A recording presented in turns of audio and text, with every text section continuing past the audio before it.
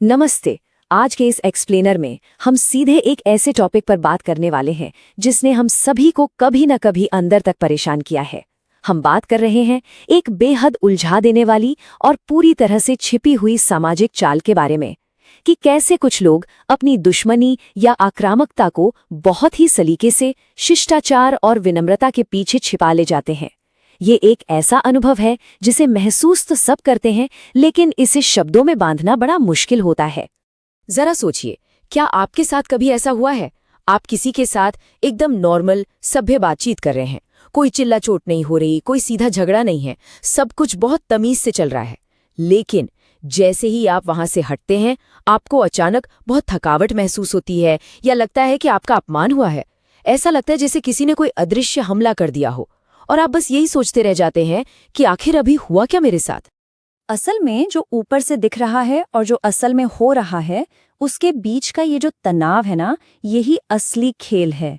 सतह पर आपको एकदम शांत, शिष्ट और बहुत ही संस्कारी व्यवहार नजर आता है, लेकिन उसका जो असली असर आप पर हो रहा है वो है अपमान का, अकेलेपन का, या फिर ऐसा लगना कि कोई आपको कंट्रोल कर रहा है। मतलब वो मीठे शब्द सिर्फ एक मुखौटा है और पीछे से जो भावनात्मक नुकसान हो रहा है, आज हमें उसी भारी अंतर को समझना है।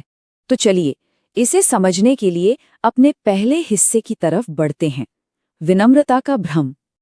देखिए, समाज ने बचपन से ही हमारे दिमाग में एक बात बहुत गहराई से बिठा दी है, और सच कहूं तो यही वो गलतफहमी है जो हमें ऐसे छिपे हुए हमलों का शिकार बनाती है। हम मान बैठते हैं कि अगर कोई इंसान धीमी आवाज में बात कर रहा है, तमीज से पेश आ रहा है, तो वो इंसान दिल का बहुत अच्छा है।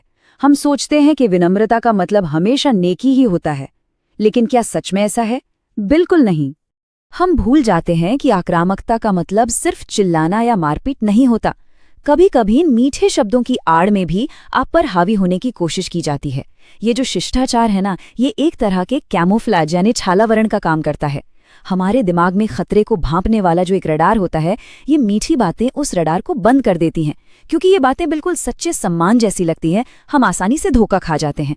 और सामने वाला जानता है कि हम किसी भी तरह के झगड़े से बचना चाहते हैं, इसलिए वो बहुत ही सफाई से अपना काम कर जाता है। अब आते हैं दूसरे हिस्से पर। आखिर लोग अपनी दुश्मनी या शत्रुता को छिपाते क्यों हैं? कोई भी इंसान सीधे सीधे अपना गुस्सा जाहिर करने के बजाय उसे छिपाकर वार करना क्यों पसंद करेगा? इसके पीछे एक बहुत ही दिलचस्प मनोवैज्ञानिक कारण है, जिसे कहते हैं बचाव का रास्ता या प्लॉजिबल डिनायबिलिटी। आसान शब्दों में कहें तो सांप भी मर जाए और लाठी भी न टूटे। हमलावर चाहता है कि वो अपना गुस्सा भी निकाल ले, आपको नीचा भी दिखा दे और समाज की नज़रों में एक बहुत ही अच्छा और शरीफ इंसान भी बना रहे। क्योंकि आप उनके बुरे इरादे को ठोस सबूतों के साथ साबित नहीं कर सकते, वो मज़े से बच निकलते हैं। और यही चीज उन्हें बार बार ऐसे हमले करने की हिम्मत देती है। ये पूरा खेल चलता कैसे है? आइए इसके पैटर्न को समझते हैं। सबसे पहले वो बहुत ही प्यार से, एकदम विनम्रता के साथ आप पर एक ताना मारेंगे या कटाक्ष करेंगे। अब जाहिर है आपको बुरा लगेगा और आप थोड़ी तेज आवाज में या फ्रस्ट्रेट होकर जवाब देंगे। बस इसी पल का तो उन्हें इंतजार था। तुरंत वो एकदम शांत हो जाएंगे और विक्टिम कार्ड खेलेंगे। अरे बाप रे, तुम इतनी जल्दी बुरा क्यों मान जाते हो? मैंने तो बस यूं ही कहा था। अब देखिए क्या हुआ। वार उन्होंने किया, लेकिन खराब आप बन गए। आपको ही बचाव की मुद्रा में धकेल दिया गया। तीसरे हिस्से में हम देखेंगे कि असल जिंदगी में इन छिपी हुई सजाओं को कैसे पहचाना जाए। अब जब हमने थियोरी समझ ली है, तो चलिए देखते हैं कि हमारी रोजमर्रा की जिंदगी में ये सब कैसा दिखता है। मान लीजिए आपके ऑफिस में एक मीटिंग चल रही है। आपका एक सहकर्मी है जो बहुत ही प्रोफेशनल तरीके से, एकदम सधे हुए स्वर में बात कर रहा है।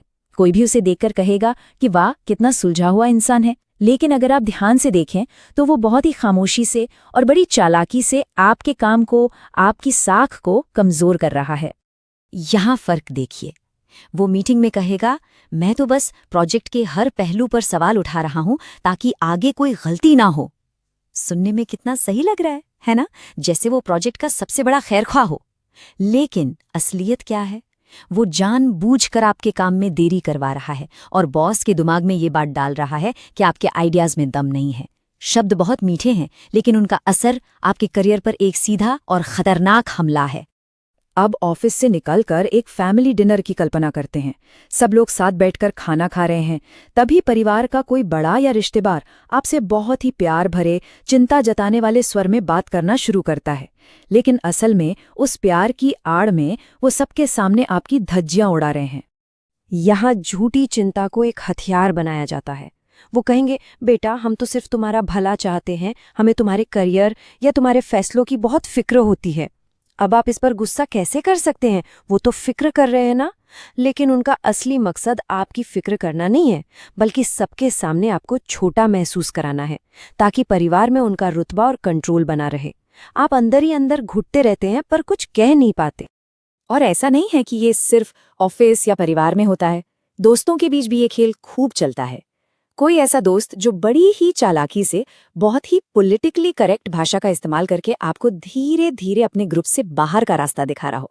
उनका क्लासिक बहाना सुनिए, यार हमें लगा तू आजकल बहुत बिजी चल रहा है, इसलिए हमने तुझे उस पार्टी के लिए डिस्टर्ब नहीं किया।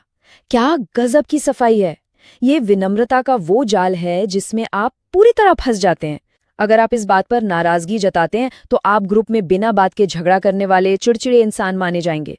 उन्होंने बड़ी ही सफाई से आपको किनारे भी कर दिया और अपनी छवि भी एकदम अच्छी दोस्तों वाली बनाए रखी। चौथा हिस्सा, ये समझना बहुत जरूरी है कि आखिर ये छिपे हुए हमले इतना ज्यादा दर्द क्यों देते हैं। सच कहूं तो इस तरह की छिपी हुई दुश्मनी किसी के खुले गुस्से से कहीं ज्यादा दर्दनाक होती है। क्यों? क्योंकि जब कोई आप पर सीधा चिल्लाता है तो आपको पता होता है कि आप पर हमला हुआ है, लेकिन यहाँ चोट तो लगती है, लेकिन उस चोट को खुले तौर पर कोई मानता ही नहीं है। आप खुद पर ही शक करने लगते हैं कि कहीं मैं ही तो बात का गलत मतलब नहीं निकाल रहा।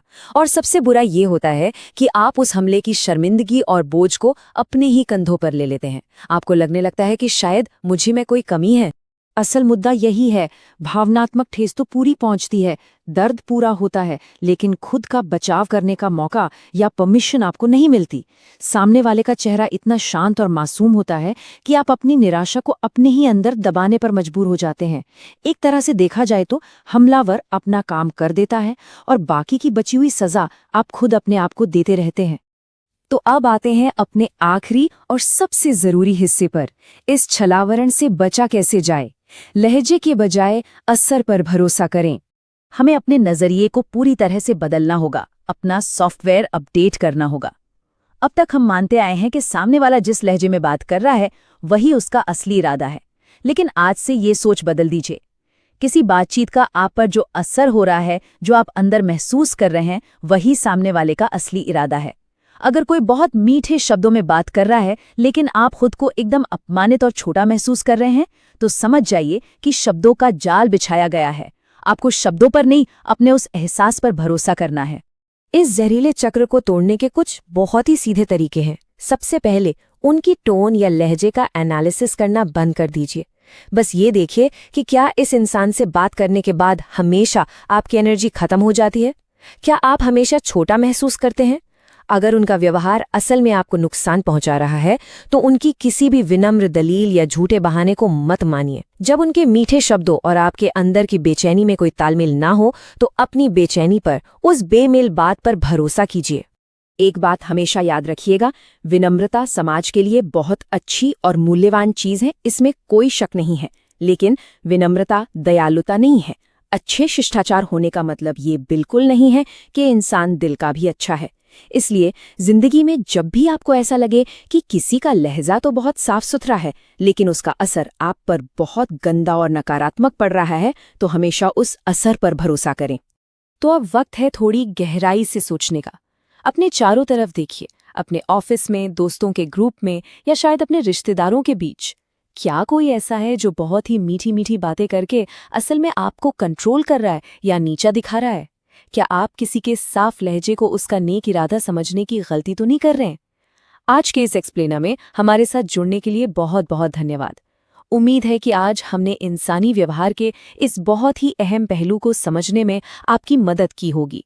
सतर्क रहिए और अपने एहसासों पर भरोसा करना सीखिए।